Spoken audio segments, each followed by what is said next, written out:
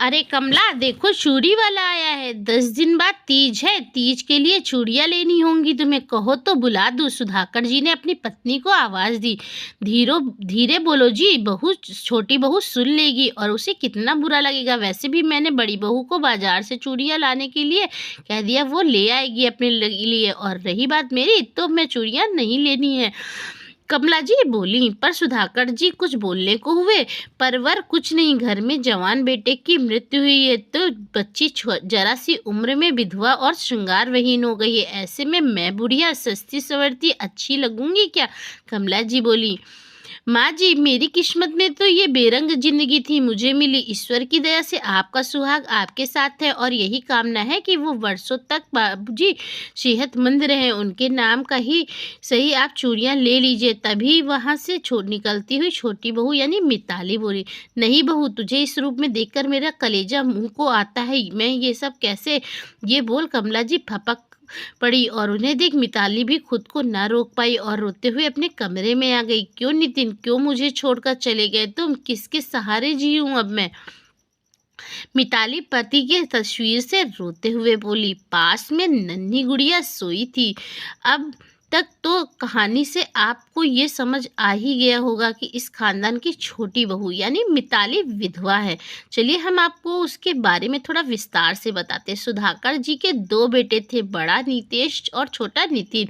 नितेश की शादी को 10 साल हो चुके थे। उसकी पत्नी कामिनी है और 2 बच्चे हैं उनके। नितिन की शादी 3 साल पहले हुई थी और 2 साल की एक छोटी बेटी थी। उनके बहुत ही प्यारा परिवार था। सुधाकर जी का पर आज से 9 महीने पहले दिवाली के बाद इस परिवार को किसी की नज़र लग गई। अपनी नौकरी से लौटते में नितिन को लूटने के इरादे से 2 बदमाशों ने उस पर हमला कर दिया और नितिन की इस हमले में मौत हो गई। तब से मिताली की जिंदगी तो सूनी हो गई। नन्ही गुड़िया को तो ये तक नहीं मालूम कि उसके प्यारे पापा कहाँ हैं।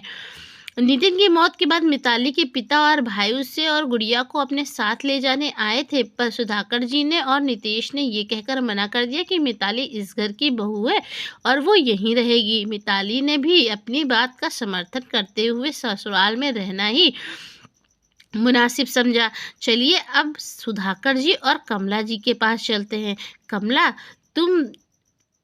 तुम ही ऐसे ही रोगी तो बहू को कौन संभालेगा? सुधाकर जी बोले, सच में उसे देख बहुत दुख होता है। हमने भले अपना बेटा खोया हो, उसने तो अपनी जिंदगी के सभी रंग सभी त्यौहार खो दिए। कमला जी बोली, कमला मुझे लगता है हमें बच्ची की जिंदगी में फिर से रंग लौटाने होंगे। सुधाकर जी कुछ सोचते हुए बोले, जी आप कहना क्या चाहते हैं? मैं समझी नहीं। कमला जी बोली, मेरा कहने का सीधा मतलब है हमें बच्ची की दूसरी शादी के बारे में सोचना चाहिए।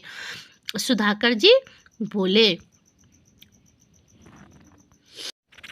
दूसरी शादी पर कैसे? लोग क्या कहेंगे? अभी तो पति को मरे साल भी नहीं हुआ। कमला जी ने फिर से पूछा, लोगों की मुझे परवाह नहीं है, अपनी बहू की है। इसीलिए मेरे दोस्त का बेटा जिसकी पत्नी कोरोना में स्वर्ग सिधार गई थी, मैं चाहता हूँ उससे मिताली की शादी करवा दूं। बच्ची की जिंदगी में रंग भर जाएंगे और हमें भी सुकून रहेगा। कल को हम रहे ना रहे, मिताली और गुड़िया खुश तो रहेंगे। नितेश की भी अपनी जिम्मेदारियां हैं। सुधाकर जी बोले, सोचा था, सोच तो सही है आपकी बिल्कुल, पर क्या मिताली मानेगी? कमला जी बोली, मिताली को तो तुम और कामिनी बहू समझाओ, ऊंच नीच का वास्ता दो, क्योंकि यही उसके लिए सही है और हम उसके अपने हैं और कुछ गलत नहीं सोचेंगे उसके लिए। फिर देखा भला परिवार है। अगर ये सब यही सही रहा तो इस तीज मिताली की जिंदगी में रंग भरना चाहता हूँ मैं। सुधाकर जी बोले, जी। कमला जी बोली, कमला जी ने मिताली से बात की। पहले तो उसने इनकार ही कर दिया। उसका कहना था कि वो नितिन की जगह किसी को भी नहीं देगी, गुड़िया को अकेले पाल लेगी। फिर सबका साथ तो है, पर कामिनी ने उसे सारी बातें समझाई, ये भी कि गुड़िया को पापा की जरूरत होगी।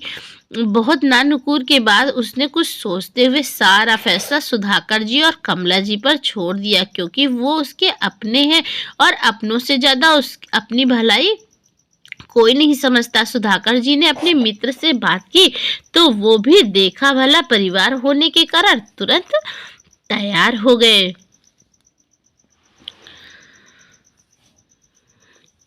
अब मिताली को सुधाकर जी के मित्र राकेश जी के बेटे माधव से मिलवाया गया। दोनों ने एक दूसरे से सारी बातें साफ करके अपनी रजामंदी दे दी।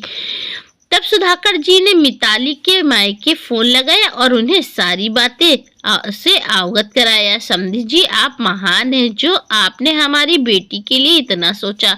लड़का आपने पसंद किया है तो मिताली के लिए उपयुक्त ही होगा। बस हम ये यही चाहते हैं, विवाह का सारा खर्च हम उठाए और बिटिया का कन्यादान करें। मिताली के पिता गजेंद्र जी बोले, देखिए समधी जी, आप अपनी बेटी का कन्यादान कर चुके हैं, अब वो हमारी जिम्मेदारी है, तो हम अब उसकी शादी की सारी जिम्मेदारी हमारी हुई ना। वैसे भी ईश्वर ने बेटी नहीं दी है। आप मिताली बिटिया का कन्यादान करके हमें भी गंगा स्नान का सौभाग्य प्राप्त होगा। आप इसे हमसे मत छीनिए। बस आप तो एक बार माधव से मिल लीजिए, आपकी रजामंदी के बाद चटमंगनी पट ब्याह हो जाएगा।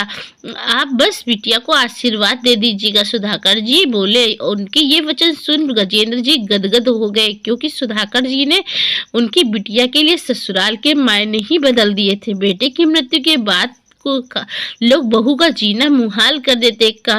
ये लोग तो बिटिया की जिंदगी को दोबारा खुशियां ला रहे हैं। गजेंद्र जी को भी माधव बहुत पसंद आया। उनकी सहमति से के बाद 4 दिन बाद का मुहूर्त निकला शादी का। छोटे से समारोह में सुधाकर जी और कमला जी ने मिताली का कन्यादान किया। नितेश और कामिनी बड़े भाई भाभी की भूमिका निभाई। मिताली ऐसे ससुराल वाले पाकर खुश तो बहुत थी, पर अब उन्हें छोड़ने का बहुत दुख और उसे अपने जैविक माता पिता को छोड़ने से ज्यादा हो रहा था। वो सुधाकर जी और कमला जी के गले लगकर फूट फूट कर रो दी।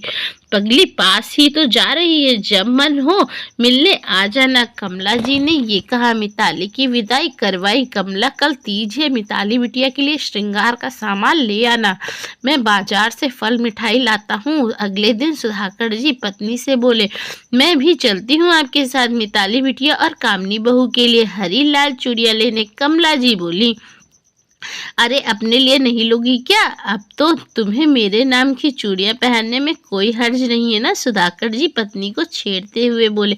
कमला जी नई नवेली दुल्हन से शर्मा गई। दोनों परिवार के लिए निकले, दोनों बाजार के लिए निकल गए। सुधाकर जी बहुत खुश थे। उन्होंने खुद से वादा पूरा किया और तीज मिताली की जिंदगी में रंग भर दिए। अपने तो अपने ही होते हैं दोस्तों। तो दोस्तों, इस वीडियो को लेकर आपकी क्या राय है हमें कमेंट बॉक्स में बताना ना भूले। इसी तरह की अच्छी अच्छी वीडियोस के लिए हमारे चैनल पे बने रहें।